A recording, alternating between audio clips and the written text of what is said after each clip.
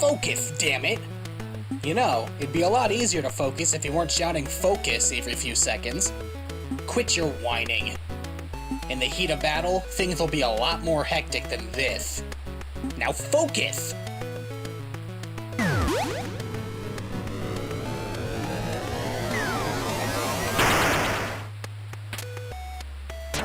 Again, charge another one. On 2 HP? Not happening. Are you sure you've stopped trying to kill me? In the heat of battle, you won't have time to worry about how. Look, maybe the buckshot's not for me.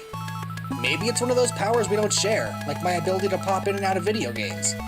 Or my massive overflowing charisma. The only thing overflowing about you is your ego. I gotta take 5, man.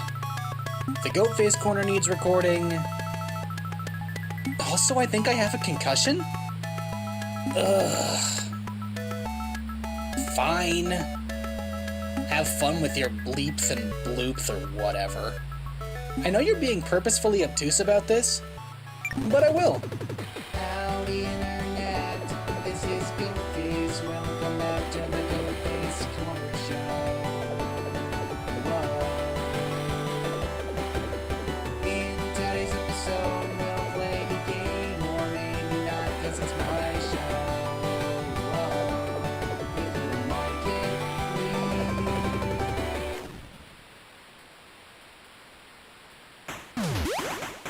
Howdy internet, this is ugh.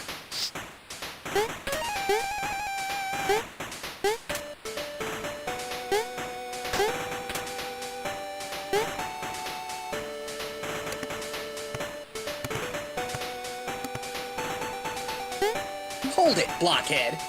I'd like to proposition you. What? Not like that, you freak! Look, you like treasure? I've got treasure. And if you want to get your squarey little hands on some, all you have to do is beat me in a game. 32 treasures, 255 screens, 20 minutes. Whoever grabs the most before the timer runs out wins. What do you say? Alright, Sinkhole Sam, let's play! Sinkhole was a game created by 2600 Inc. and released to home consoles in the year 1982. Hot off the heels of Bonzi Kong, this game takes the platforming elements pioneered by Entertainment System and does them more! You are Sinkhole Sam, and your only goal in your modestly sprited life is to scour this jungle for modestly ancient treasures. Though, I use the word ancient liberally, since it's not obvious how long these treasures have been here. You've got some fairly ancient gold and silver bricks, sure, but 50% of your treasures are bags of cash and engagement rings, which seem pretty contemporary to me. Further muddying matters, none of these treasures are all that well hidden. Each is simply lying on the jungle floor, well within the reach of just about anybody who wanders through. I feel it's safe to assume that, while these treasures weren't left behind by a long-forgotten civilization, that they've at least passed the 5-second rule, so it's no longer stealing in my book. Speaking of seconds, keen-eared viewers may be privy to the 20-minute timer I mentioned as part of my game with Sam. As was previously discussed, there are 32 treasures spread across these 255 screens, and you are given precisely 20 minutes to collect them. You'd be surprised to find out that this time limit, while quite long, is actually pretty tight. After perusing Tube TV for premium Sinkhole content, the fastest I've ever seen the whole game completed is a blistering 18 minutes. This is a consistent trend amongst these older games. While of course these games have their coding quirks, the simplicity therein makes finding game-breaking exploits a difficult task. Frankly, there's just not a whole lot of code to go over. Clocking in at just 4 kilobytes of data, I bet my couch cushions have more lines of code than this thing does. If we want to finish this game, we have to do it the old-fashioned way. As for what you do in the game, it's the prototypical platformer, even more so than Bonzi Kong was. You are to the right, leaping over obstacles in what is just shy of a bona fide side-scroller, minus the superficial element of scrolling.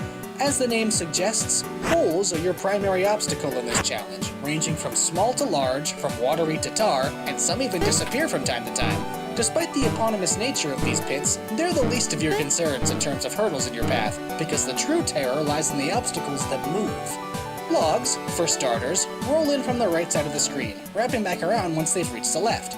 Unlike holes, slamming foot first into these bad boys isn't an instant loss. Rather, they just kind of make you stop for a second and drain your score. If your score reaches 0, you will lose. These two, while frustrating, are not the biggest problem you'll face, and nor is that little scorpion you've no doubt seen wandering back and forth in the caverns beneath me. The thing that will trip you up and break your spirit more than anything else are these crocodiles. Alligators? What's the difference anyway?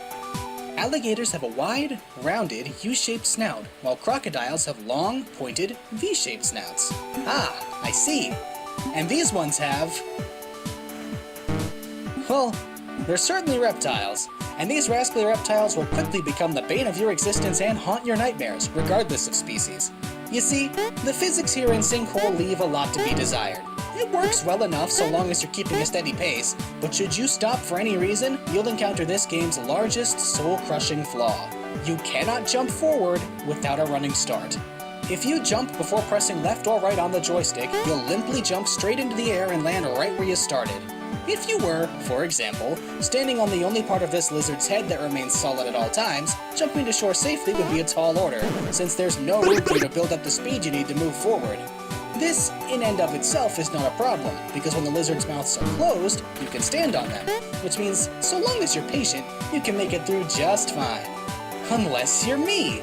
I'll frequently either run too far back to the left and fall off one end of the lizard, or jump too late trying to make sure I've got momentum and fall off the other half instead.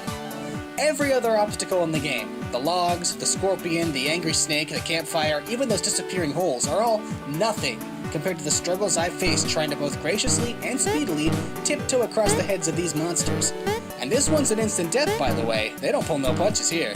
Oh, and before you ask, yes, you can simply jump across all 3 heads in one go, but only if you have the reaction timing of a Bengal tiger, or like AAA or something, because you land right on the very edge of this 3rd gator, and if you're not frame perfect, you'll take one step too many and end up in the briny blue. On the plus side, you don't always have to hang out with the lizards, for the game has a lovely selection of dimly lit caverns beneath the surface, which features only one obstacle.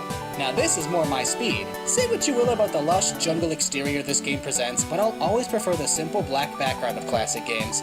It's cozy, like I'm all wrapped up in the gentle glow of a CRT.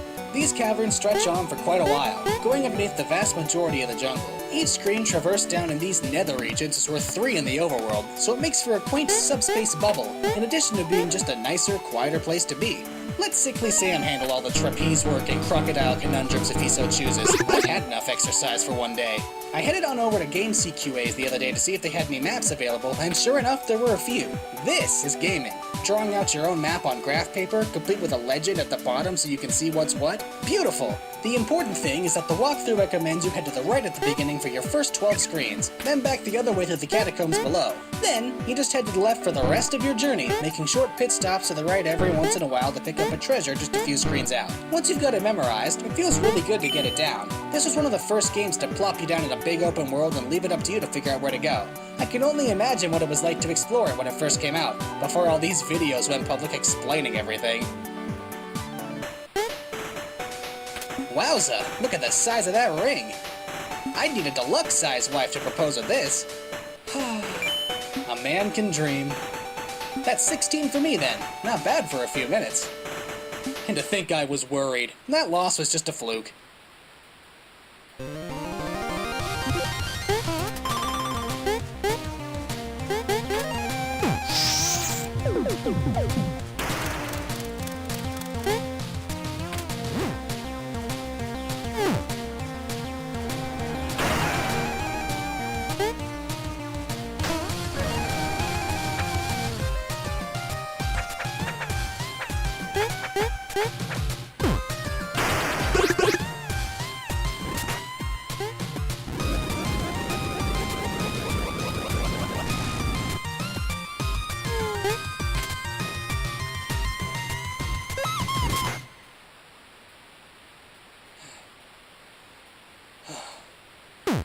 That's game.